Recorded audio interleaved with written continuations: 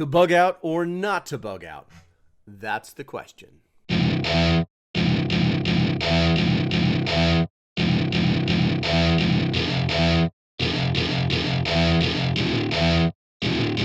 Welcome to my party, we're just getting started. A life is a dream or a nightmare scarring. Hand me a drink cause I think I'm going all in. Get me a shrink who can catch me when I'm falling. Cover up my scars, flip the handlebars.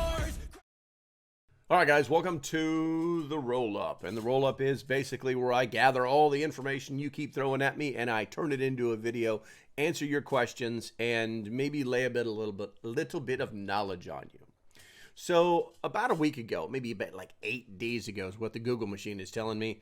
I asked this question via a post in YouTube as well as a post inside of Twitter, or X, formerly known as Twitter, whenever the hell they're going to get done saying that crap. And it was myth versus fact. And it was the myth. Preppers must choose to bug in or bug out in advance. And fact. In reality, preppers can be ready for both scenarios, allowing them to make the right choice when needed, depending on their circumstances. Both are actually true, but what I wanted to do is talk to you guys about it, make comments on some of your comments, which I think are really important. It's part of the discourse that we have. It's part of the communications in the community that we're building. So, Jules F. It's Jules. I know Jules. And she said that she agreed. Preppers prepare for many varied scenarios depending on their own personal circumstances. That's what makes them flexible in any given emergency. There shouldn't be any reason for an either or mentality. Absolutely. Jules is actually completely 100% correct on this. So, basically the idea behind bugging out is that things are not good at your primary location. They're not good where you plan to bug in. Now, there are people that purposely have a bug out location in which they plan to, if things go bad, we're not waiting it out there. We're going to wait it out over there. We're going to bug out to go to that place. So it is completely situational, and it is completely away from that either or mentality that a lot of people seem to have. For new preppers, bugging out doesn't necessarily mean having this pack that you're going to disappear into the woods with. It could mean many different things. Let's see here. I'm going to go with Jam John 85. He says, I agree. Bug out could be a chaotic situation, or bugging out could be a chaotic situation. Remember, I'm actually reading these. It might be better to bug in unless chaos settles a bit and you have an easier bug out later. Absolutely true. Completely factual. He's got 2 thumbs up, and Jules actually had 4 thumbs up. I personally plan on bugging in. I have a get home bag. I don't have a bug out bag because my situation has changed. And why would we bug in? Well, I mean, that's where all your stuff is. It's pretty simple if you really think about it. Now, if you have to leave there because things are not so great at your primary bug-in location, aka likely more than 100% your home, then you have to have a plan to get out. And that means having a bug-out bag. It means having supplies, quickly able to move into a vehicle, having a vehicle that operates that won't get killed during an EMP, and having a way to protect yourself in these travels, and then having a plan to get from point A to point B, and then having a plan once you get to point B, like a place, like you're going to grandma's house, or you're driving into the woods, or I don't know. It could be anything, but you can see how it's actually more complicated to have a bug out, or you can see where it's actually more complicated to bug out unless you have the whole thing planned out, at which time the plan could completely fail. Either way, it's important to understand that you can differentiate between these different things. All right, and then we got Naomi Watson, 7936. My plan is to bug in and only leave home if absolutely necessary. This is why I have a get home bag, and in addition to my bug out bag, I have extra gear ready in case we have to evacuate. The last resort is to leave with only the bug out bag. Being prepared for multiple scenarios helps to ease my anxiety. I still have a long way to go with the preps and upgrades I would like to make with my gear, but I've got a good start. Naomi, 100%. It sounds to me like you're probably more prepared than most people, and you're way ahead of the power curve. Just make sure that you've got some place to go, that your plan isn't just to throw a bunch of stuff in the car and drive west, because that is not a winner. That's less than an 80% solution, and you'll probably end up in a worse case scenario than what you're running from. In many times, people don't think about their bugging out as they don't think about where they're going. They just have this bag and they're like, this is what I'm going to use and it's going to take care of me for 3 days or so. I mean, if that's your plan, to disappear into the wood for 3 days and hopefully whatever it is, goes away, then so be it, because it's really on you at that point. You're the one planning the rest of your life and depending on this bag. So I would recommend that you actually had like a plan to get some place to be at that place. And it probably wouldn't be a bad idea to actually have some of those supplies built up, even if it's grandma's house. Grandma's house around here has got some stashes in it. And just kind of FYI, hey, yeah, that could be a bug out location. Or if we all get unalived, then grandma's got lots and lots of food to live by. And she knows how to survive, so it's going to be just fine. Let's see here. Now, that's all the YouTube comments that were on this particular case. And so now what we're going to do, I'm going to click this over here so I can make sure everything is fine. The next thing I'm going to do is I'm going to move on over to X, formerly known as Twitter. It's ridiculous. It's like saying link in the bio. It's ridiculous. This one came down from British Prepper. True. I've spent all day sorting my preps out, and we have everything for bug in, but then a few bags specifically for bug out. Absolutely, guys. Absolutely, British Prepper. And thank you for commenting. That's from the other side of the planet, or at least 5 hours difference. And having those bags ready for different situations. There's different like supplemental bags that you can add to a bag. I'm not completely locked in on my get home bag. I have other supplies in the vehicle. I have other tools in the vehicle. Obviously the idea is that I would never have to walk anywhere. I do have an EMP shield on that particular vehicle. If you're interested, there's a link in the description. Go to, local. Now, you know what? I'll just put a link in there so you guys can find it. But don't forget, use code LOCALPREPPER, all one word, to save $50. All right, moving on. I do have multiple. The vehicle isn't like loaded down with preps, but there are specific bags to grab and throw into the vehicle that will extend my bug out bag's capability, and that's what I'll say on that. Basically the 5 C's of survival and all the little tidbits that go with that. Now, no laser range finders or night vision, because those things are nifty, but I don't know if they're necessary.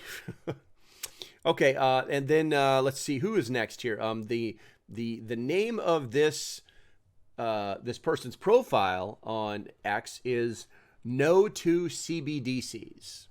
So thank you for the comment, and it's going to be, I have stored stuff at home for bug in and bug out. And bags for bug out. Realistically, you never know what the situation may be. Be prepared means covering your bases.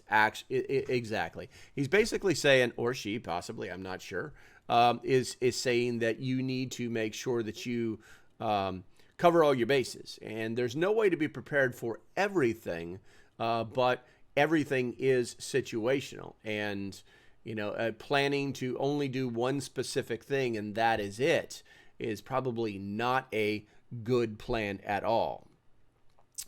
All right, let's see here. We got in Real Alpha. In Real Alpha, I'm not sure what this is, but in Real Alpha posts, preparing well means not ever having to eat bugs at any time. Okay, that's good stuff. but it's a useful skill if the absolute worst things happen. May I teach my viewers some essentials in person? No bugs. I'm not sure what Enryo, ENRYO, alpha, all one word, is asking for, but I do think that, I mean, listen, I've eaten bugs. I've been through more survival training than most people, and they're rarely delicious unless they're roasted, and some of them you can't cook. I mean, you could cook a grub, but it's not going to taste good. You just need to get that sucker down. But knowing what you can and cannot eat is also very important too. So if you foresee yourself being in a bug out situation where you may have to eat bugs, it would probably be good to know the bugs that are safe to eat in your area, as well as how to find them. All right, so the next one is Humanity Countdown, and it totally is he posts. It totally depends on your circumstances. Absolutely 100%. Like I said, I used to have a bug out bag in the vehicle. Now I just have a get home bag. Yes, there is a difference. And normally it's all about size. I don't need, for a get home bag, I don't need the full up stove. You know what I'm saying? I just need at the most, it's an Esbit cube and a couple of lighters. Obviously there's other ways of starting a fire, but this is a get home bag. This isn't, hey, I'm going to go live in the woods for 3 days bag. If I had to do it with that, I could, but it would be much more difficult. So your circumstances are going to have a lot to do with your total environment. And there's also a post in here from I'll Be Your Huckle Bearer. Kind of interesting. And he says, yes, I agree. And he's saying that he agrees to preppers must choose to bug in or bug out. The fact in reality, preppers can be ready for both scenarios, allowing them to make the right choice when needed, depending on their circumstances. So it's all it goes back to Humanity Countdown, saying it totally depends on your circumstances. Now, you may live in an urban environment where you need almost nothing, and you either want to leave or you don't want to leave. What I'm finding that is very dangerous is that there are a lot of preppers that are falling into the community now that live in an urban environment and have no plans on leaving. That is a very dangerous place. Once you hit day 3, guys, it's going to be dog eat dog. It's going to be a problem. People are going to start acting really, really stupid, and they're going to start looking for indicators that you may have stuff that they want. I always tell people to get out of the cities. I don't care what it is. You're probably safer walking the road and sleeping in the woods, just walking out of that place. You know what I'm saying? Than staying there, because the infrastructure itself is going to eat itself alive. And if your plan is to walk out of a city, how many caches do you have set up? It's not impossible to do. It's difficult, but it's not impossible to do. So if you're in a city and it goes down, please contemplate leaving as quickly as possible. Because even if you wait until day 3 and you decide you're going to walk out of there, then someone's going to see you, and you're going to be on the side of the road, and they're going to want to take advantage of you. You're going to be toting your little backpack, and they're going to be like, oh, there's some good stuff in that backpack, I can tell. And they're going to want it. And then now you're going to be in a real dilemma where you're going to have to fight. And if you're not ready, you're not ready. And those are the kind of things that you should probably be taking a good, hard, honest look at. Okay, so let's see here. We got this. We've been doing this for almost 15 minutes now.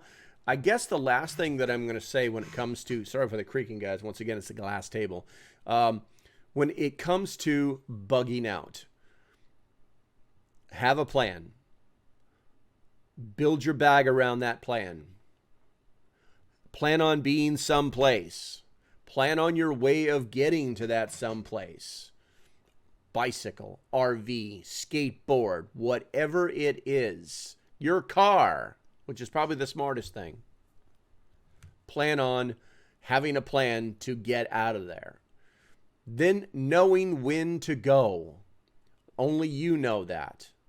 If you wait too long, you could be stuck. The big worry that people have right now, which is the dumbest thing to worry about, is going too early. Like, did I overreact to this? Did I see that all hell broke loose downtown, and then I got in my car and I drove to grandma's house and now nothing's happening? Well, that's not a mistake, guys. That's the 7 P's right there. And the only thing that's going to happen is you're going to get back in your car and drive home. That's all that's going to happen. So it's a hell of a lot better to be prepared in these particular situations so that you know exactly what's going to happen and when it's going to happen. And you need to start finding some. You need to do a threat analysis, and you need to be aware of your surroundings and have a plan to execute when your triggers are triggered. Okay, I think that's going to be about it. It's been about 15 minutes. I'm going to close with, guys, PrepStock tickets, advanced tickets. I'll leave a link below. Guys, there's only 4 more of these tickets left in the whole world. They're $34.99. They're from a year from now. This event is going. We've already sold enough tickets to make this happen. So get it, PrepStock.net. Find the buttons. Start doing it. Get on the Clapper app. It's going to benefit you guys by getting these tickets early. Okay? All right, I think that's going to be about it. As usual, do me a favor. If you like what I've done, hit that like button. If you're brand new, hit that subscribe button. If you're interested in supporting the channel, there are links below. In the end, stay safe. Have a great day, and I'll see you when I see you. Bye-bye.